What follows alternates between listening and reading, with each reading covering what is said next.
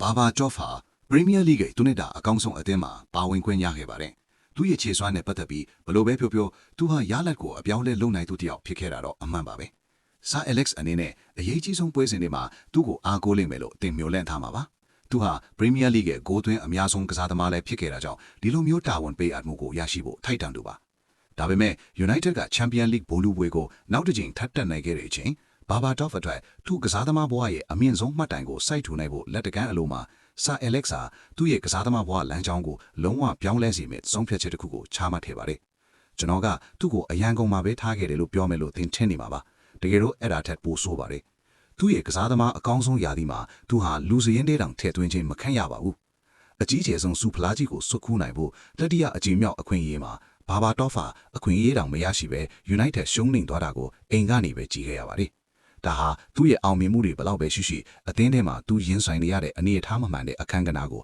ထင်ဟပ်နေတာပါ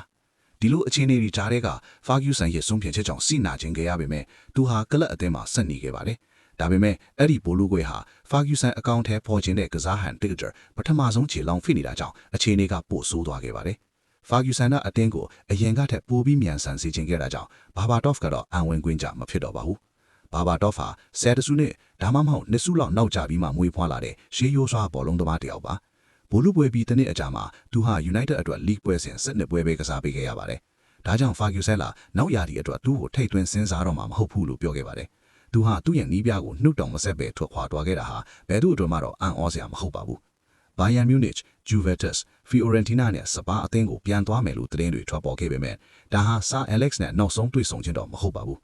နောက်ဆုံးမှာတော့သူ့ရဲ့နီးပြဟောင်းမာတင်ယို့ရဲ့တောင်းဆိုမှုကြောင့်ဖူးဟမ်အသင်းမှာ AACC ကစားဖို့ရွေးချယ်ခဲ့ပါတယ်။အဲဒီနောက်မိုနာကိုဂရိနဲ့အိန္ဒိယကလပ်တွေမှာကစားပြီးနောက်ဘောလုံးလောကကနေအနားယူပြီးသူ့ရဲ့ကိုရေးအုပ်ပူတီတာစာအုပ်ကိုစတင်ရေးသားခဲ့ပါတယ်။ဖာဂယူဆန်ကိုပြန်ပြီးရင်ဆိုင်ဖို့ဆိုတာတက်တီတော်တော်လိုခဲ့ပြီနဲ့စာအုပ်ပြီးသွားတဲ့အခါမှာတော့သူဟာဖာဂယူဆန်စီသွားပြီးအမှားစာရေးပေးနေမလားလို့မေးခဲ့ပါတယ်။သူ့ကိုအံ့ဩသွားစရာကဖာဂယူဆန်ဟာဘာမှတောင်မစင်စားမနေပဲသဘောတူခဲ့တာပါ။ရသက်ပွဲချုပ်ပြီးအချိန်တစ်နေ့အကြာမှာစာမှုရောက်လာတဲ့အခါမှာဘာဘာတော့ဖာသူ့မျက်လုံးကိုသူ့တောင်မယုံနိုင်အောင်ထိခဲ့ရပါတယ်။အဲ့ဒီစာသားထဲမှာဖာဂယူဆန်ဟာဘာဘာတော့ဖ်ရဲ့အထွတ်အခမ်းအခိုင်ကိုလူယူခဲ့မိဖို့လို့တောင်းပန်ထားပြီးဘူလူပွဲအတွက်သူ့ကိုလူစီရင်တဲ့ထက်သွင်းခဲ့စတဲ့လို့ဝန်ခံထားတယ်လို့တခြားသူတွေလိုပဲ